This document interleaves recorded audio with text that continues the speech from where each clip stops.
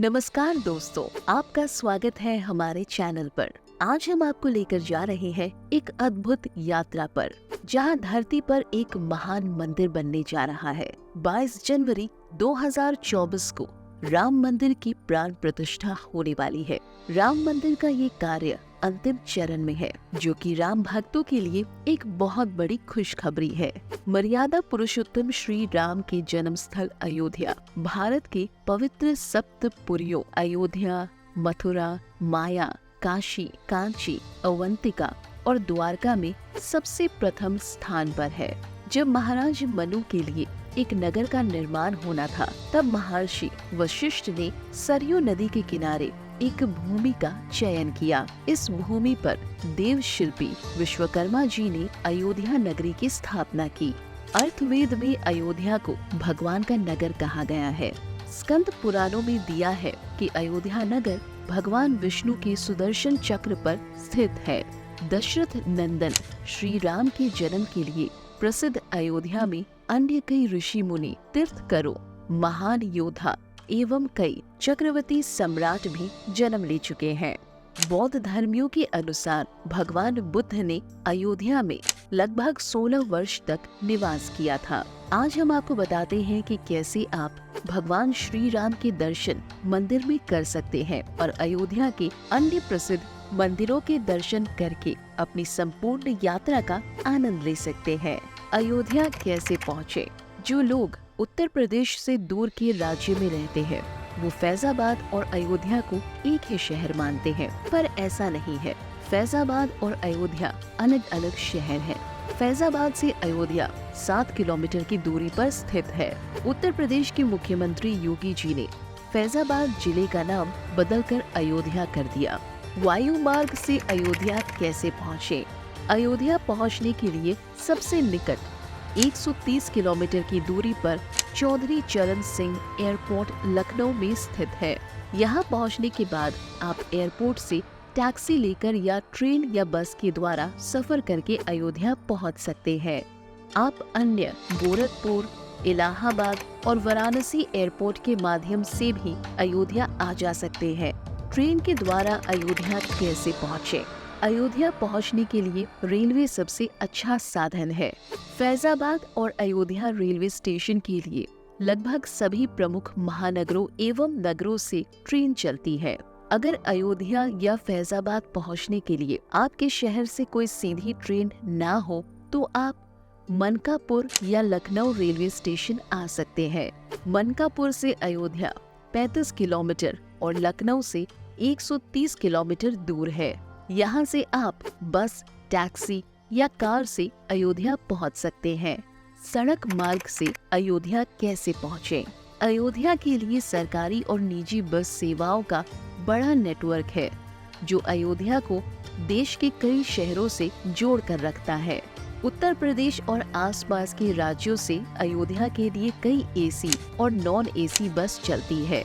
अयोध्या से Lucknow 130 kilometre, Varanasi 200 kilometre, Allahabad 160 kilometre, Gorakhpur 140 kilometre और दिल्ली लगभग 636 किलोमीटर की दूरी पर स्थित है, जिनसे आप बस, टैक्सी या कार के माध्यम से अयोध्या तक का सफर कर सकते हैं।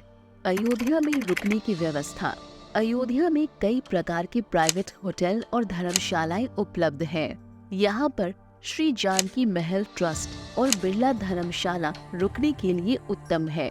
यहाँ रुकने से आप अयोध्या की धर्म और संस्कृति से भी परिचित हो जाएंगे।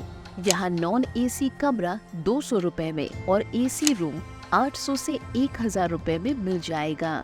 आप ऑनलाइन वेबसाइट से होटल के एसी और नॉन एसी रूम बुक कर सकते हैं।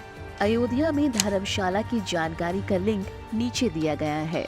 अयोध्या में भोजन की उपलब्धता। अयोध्या में कई एसी और नॉन एसी रेस्टोरेंट और भोजनालय हैं, जहां पर आप अपना मनपसंद भोजन कर सकते हैं। श्री राम जन्मभूमि के पास अमावा राम मंदिर के बाहर पटना के प्रसिद्ध महावीर मंदिर के द्वारा राम की रसोई का संचालन किया जाता है, जहां भक्तों को निःशुल्क भोजन प्रसाद दिया जाता है। इसके अलावा कनक भवन ट्रस्ट द्वारा संचालित कनक रसोई में बिना लहसुन प्याज का भोजन प्रसाद और नाश्ता अत्यंत कम दाम में मिल जाता है। कुछ धर्मशालाओं में रुकने वाले यात्रियों को निःशुल्क या नाम मात्र शुल्क में चाय, नाश्ता और भोजन आदि दिया जाता है। राम मंदिर और अयोध्या के आसपास के दर्शन स्थल। अयोध्या के धार्मिक और ऐतिहासिक महत्व के कारण उत्तर प्रदेश पर्यटन ने इसे धार्मिक पर्यटन स्थल के रूप में विकसित करना आरंभ कर दिया है। अयोध्या में 5000 से ज्यादा मंदिर है। अयोध्या में लगभग सभी दर्शनीय स्थल और मंदिरों के मध्य ज्यादा दूर नहीं है। आप पैदल या रिक्शा से अयोध्या के प्रमुख स्थानों का भ्रमण कर सकते हैं। अब हम आपको ले चलते हैं अयोध्या दर्शन के लिए। सरयू घाट अयोध्या। अयोध्या दर्शन की शुरुआत सरयू नदी के किनारे स्नान करने से होती है। सरयू तट पर कई घाट जैसे नया घाट, राम घाट, लक्ष्मण घाट, गुप्तार घाट आदि बने हुए हैं। आप किसी भी घाट पर स्नान कर सकते हैं। सरयू में स्नान करने से जाने अनजाने भी किए सारे पाप धुल जाते हैं। घाट पर कई नाव वाले अपनी नाव को सजाकर नौका विहार के लिए तैयार रखते हैं, जिसमें बैठकर आप सरयू नदी के सभी घाटों का सौंदर्य देख सकते हैं। यहाँ सायंकाल में होने वाली आरती का दृश्य अति सुंदर होता है।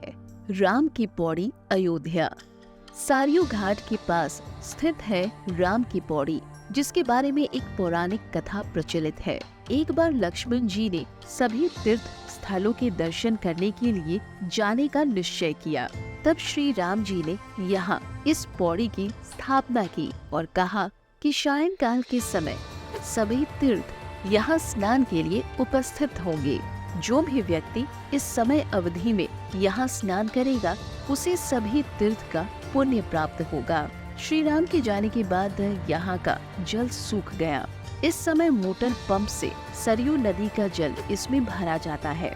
इस पुण्य स्थल पर स्नान अवश्य करें। यहाँ विश्व का सबसे बड़ा दीप उत्सव मनाया गया था, जिसे देखने पूरे विश्व से लोग अयोध्या आए थे। हनुमानगढ़ी अयोध्या। जहाँ भगवान श्री राम है, वहाँ महाबली हनुमान जी भी है। भगवान राम ने यहाँ हनुमान जी को अयोध्या की रक्षा के लिए नियुक्त किया था। यह मंदिर राम की पौड़ी से 2 किलोमीटर की दूरी पर स्थित है। भगवान राम के दर्शन से पहले हनुमानगढ़ी मंदिर में दर्शन करना आवश्यक है।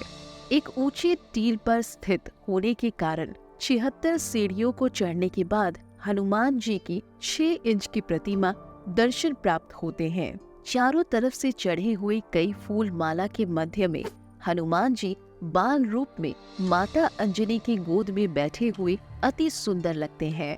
हनुमान जी की इस छवि को अपने मन में उतार लीजिए। उनका ये रूप शायद ही किसी और मंदिर में देखने को मिले।